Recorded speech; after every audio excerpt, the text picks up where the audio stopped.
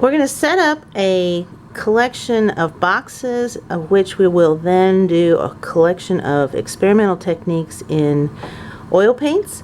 They can be used in acrylics, and sometimes they apply to other mediums also. But we're going to explore them with oils as you get a whole collection of tricks and possibilities that you can then make choices to apply to your pieces in the future. This is an example of some of the pieces we've done before. You've done some wet into wet. You have talked about dry brush. We have talked about the use of a liner brush, and these are going to be things that we're going to repeat in the next unit as we work through this. I'm going to set this aside. You have available in class a collection of papers. Each of you need to get one of them. They look like this. They've been painted with latex paint, but typically in oil paints we paint our surfaces with gesso. The gesso creates a barrier between the paint and the surface it's on. Oil paints, because of the oily nature of them, will rot the canvas or the paper that it's placed on.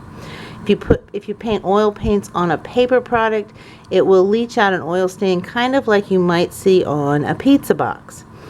If we use latex paint, it works just about as well as gesso.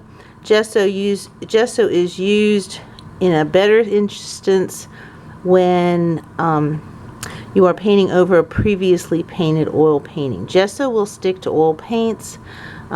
If you put latex paint on an oil painting that's dried, it will peel off or scrape off. But latex paint works on the raw canvas. Alright, I have covered a set of papers. They're available in class. And there's a set of boxes, like a little template cards like this. If you would lay them out and trace around them and make them 5 boxes wide and 5 boxes tall, just set the little templates down and trace around them.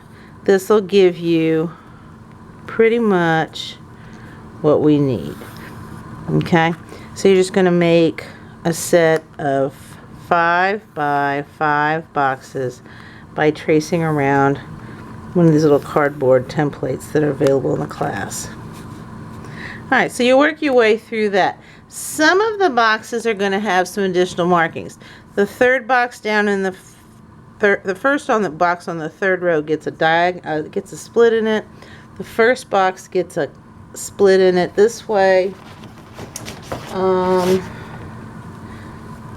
The fourth box over gets a half split, and then the rest of them are just plain. But box 1, I guess that would be 11 and 14 have something special that happened with them, because we're going to do more than one thing in that box. If you would go get the pre-painted latex painted paper and one of these cards and lay this out and come back to the next video clip. Thank you.